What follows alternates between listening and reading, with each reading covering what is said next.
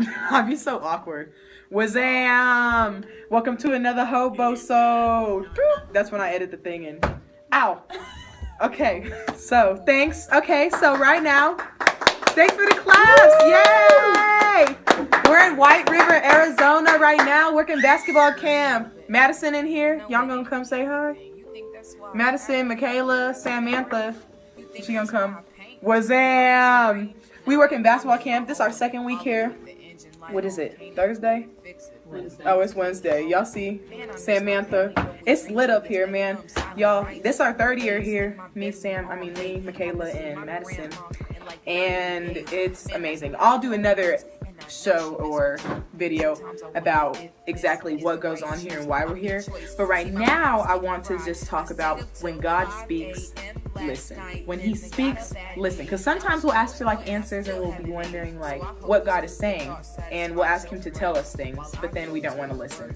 And so yesterday, it was a prime example of that, which I was telling Madison and Michaela about, which sometimes God tells you things you don't want to hear and tells you to do things you don't want to do. My first example is about, so I've been vegan for like, 12, this is day 13. 13 days now. It's pretty tough. But for some reason, I felt like God told me to do that. And it was right after I got my new tattoo, which is for your glory. 1 Corinthians 10:31. So whatever you do, whether you eat or drink, do all of it for the glory of God. And I got it and I was like, am I really eating and drinking for the glory of God? Or am I eating for myself and doing anything for myself? And so I just felt God, I woke up and I felt God be like, just stop eating meats. Go do this. Because I have a friend, Street Hymns, that's vegan. And I was asking him some questions and I just felt like he was telling me, cut it out cold turkey. And I didn't want to do it at all. But, you know, especially chocolate. There's milk in chocolate. So that was... it's pretty difficult. Second thing, so yesterday we were going to Cibecue Falls. Cibecue Falls is out here in White River, Arizona, well, right outside, and it's just a waterfall, but, okay, y'all understand, that's where we went for my birthday last year, on that day. The drive up there is so scary. You're on a freaking mountain, and you're driving with no rails around it, so you can fall off at any time, and I'm going to put videos to show y'all what it looks like, because it was so scary, and I did not want to go yesterday. Everyone was like, Dia, are you going? Are you going? And I was like, no, I don't want to go. I'm freaking scared. And so I was laying down in my bed. I actually lied, air mattress that we're sleeping on. That's what's happening. We're in an elementary school right now. Sleeping on air mattresses. And my bed's deflated. But that's another story. I was laying there and I was like, do I want to go? I didn't. I just started scrolling through Twitter. And we had to leave in 4 minutes, and I was still scrolling through Twitter, and I was like, well, let me see what God says. And I really was scared. Like, if you could ask them, I was really frightened. Petrified. I did not want to go. I was so scared. And then the hike, and it was dark, and it had been raining. So when it's raining, you put rain and dirt together, it makes wet dirt, which Madison calls mud. But I prefer wet dirt. So imagine driving on a mountain where you can slide off wet dirt. You slide off, you dead. I was not trying to go. And then I was like, well, let me see what God says. So I went and I looked at my Bible. And I was like, okay, God, what do you got to say?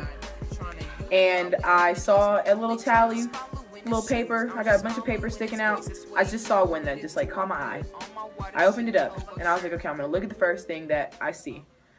Look it to the left and there's an underlined part. And I was like, let me read that whole verse, that's underlined part. And let me tell y'all what this thing said. I lift my eyes toward the mountains. Where will my help come from?